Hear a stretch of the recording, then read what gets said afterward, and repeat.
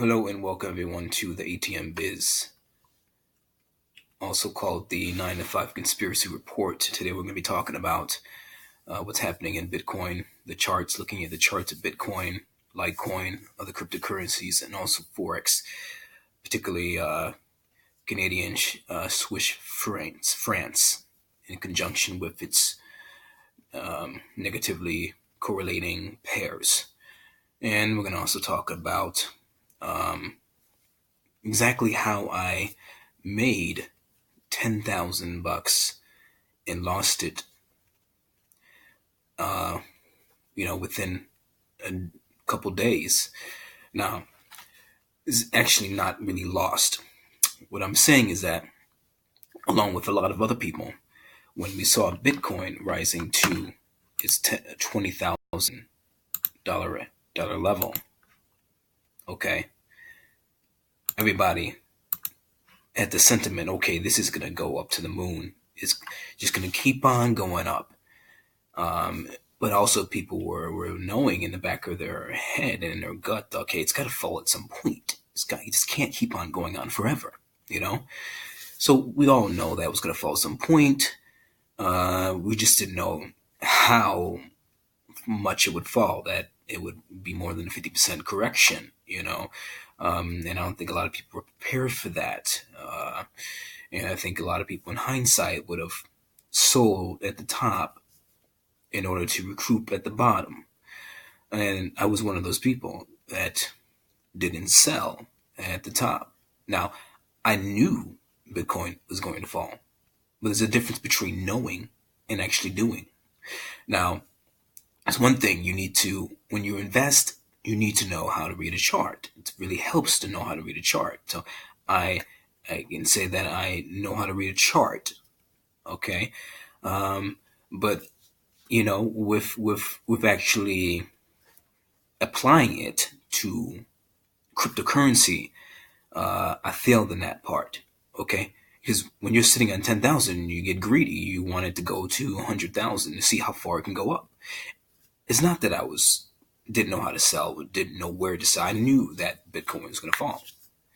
Is that I come from a background of Forex, and we go through this daily volatile market where it goes up and down within an hour, and you have to write it out. You live through the correction. So I as a Forex trader, I know how to live through the correction. But when it comes to the world of cryptocurrency and Bitcoin, all right, if things goes down, you want to be able to sell at the top, use that money, and reinvest at the bottom to accumulate more. And that's what I could have done. I have accumulated more of cryptocurrencies, but not with the original money that I would have had at the top of $10,000. Okay, and there was other cryptocurrencies I did sell on. Okay, there was like 3 to 4 that reached $1 that and an amount was like $1,000 each that I sold, and I reinvested into other cryptocurrencies. But the thing is, some of those other cryptocurrencies they're seemingly dying out right now. I don't know if they're going to come back. Like Telcoin, I reinvested into that. There was some other coins, but I was all in. Okay, and the thing about this video is that we're not going to make the same mistake this time.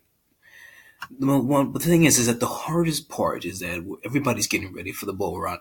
The hardest part it's not buying Bitcoin and investing. The hardest part is knowing when to sell and actually pressing that button to accept the profit, even though there could be a potential greater profit. Now, so let's say when Bitcoin gets back up to 20,000, okay, it'll be wise for a lot of people to sell. The people might be holding on and be like, okay, I'm not going to sell. Let's see how far it's going to go. What they tell you is that you can at least sell and get back your original money invested. So say you invested $1,000 and and you 10x'd it, so you have a 10,000. So take out 1,000, left with 9,000, leave it in. So get back your reinvestment. So anything lost is just profit. It's not your own money. Okay. But what we learn in Forex is that you have to learn how to scalp. I believe that's not entirely the same way we would use in cryptocurrency. Cryptocurrency is the long-term investing in which you ride it out. But we have to use some type of longer-term scalping within cryptocurrency. So like we have here right now with Bitcoin, we know that it's going up. We know that we're entering or have entered a bull market. But it's showing a minor pullback here. All right. Now, say it breaks this support level right here in this trend line. It can free fall down back to 3,000, 4,000, 3,000 level. Okay. And if it breaks that 3,000 level, knows how far it can fall down to maybe 1,000. Now, this is all speculation. Okay. I don't want it to fall down all the way down. We don't know. It could do that. But it's all gain here because if the lower it falls, the more we can accumulate at a lower cost. All right. And in previous video, I was saying that we see like a head and shoulders pattern here right now. We see a head and shoulders pattern here right now, and it's showing a pullback. Okay. And if you look at other altcoins like Litecoin, Litecoin and all the altcoins are ahead of Bitcoin and already pulling back. All right, they're already ahead. So whenever Bitcoin skyrockets to the moon, you're going to see these altcoins going much quicker, especially like Litecoin. Litecoin seems to be leading the way. So as I was talking about, don't panic. Bitcoin might have a minor pullback, but this is only for our benefit, so we can accumulate more. And think about it, guys. It may seem like forever. Okay, when is Bitcoin going to get back to its original 20,000 level and to the moon, 100,000, to a million? When is it going to get there? Just understand, when Bitcoin was rising and reached its heights, and it did it in like a couple months. It did it really quick. So we may have to wait a bit, but when it does happen, it'll happen like off to the races. So let's everybody be patient. Looking at Forex, I was saying in the previous video how, okay, Canadian Swiss francs is long-term, I believe, going to fall. Long-term going to fall based on the charts. It's hitting this resistance up here, could go up a little bit further, but we have this resistance, this weekly long resistance all the way back to 2016, even back to 2015 and 14. We have this resistance level here right now. So it's more than likely going to hit that and fall back down. But temporarily, the market goes in waves. So we can't rush what it's going to do. We have to be patient, but it's sitting on this trend line right here, sitting on this support. So we may see a momentary bull run up before it falls and breaks the trend line. So I have a buy-in, and we'll see what it does and how far it goes up. But it should long-term fall and go bear. Now I want to get more into the teaching side of this of trading, the teaching side of why we do what we do, why we invest. So to recap, what I said is that it's one thing to know how to read charts. It's another thing to know when to sell. Okay? Because a lot of people, including myself, could be sitting on more than 10,000, have more money accumulated if we actually weren't too greedy and sold. But we're sitting on more cryptocurrencies, more volume of cryptocurrencies now, regardless whether it's from profits, whether it's from our own money gained from another sources. So in the end, we're still without. So we have to be patient here with what's going to happen. The crypto space is gearing up. The excitement is booming. Is a traction in starting for more FOMO before FUD. Okay, well, we're getting some of that. But what I want to talk about also is that why we do what we do. So you only have 24 hours in a day. 12 of it is spent, doing work. Okay? So let's say we go to a regular 9 to 5. It may take you 30 minutes, some people an hour, driving an hour away to drive there. So hour of the day is spent driving to work. And they clock in and the work, let's say 8 hours of the day. 8 hours of the day in which they're taxed. So they're not really getting the full amount that they worked. Okay, so they're working 8 hours a day, but not getting the full hours that they worked. Then you're driving 30 minutes to an hour back home.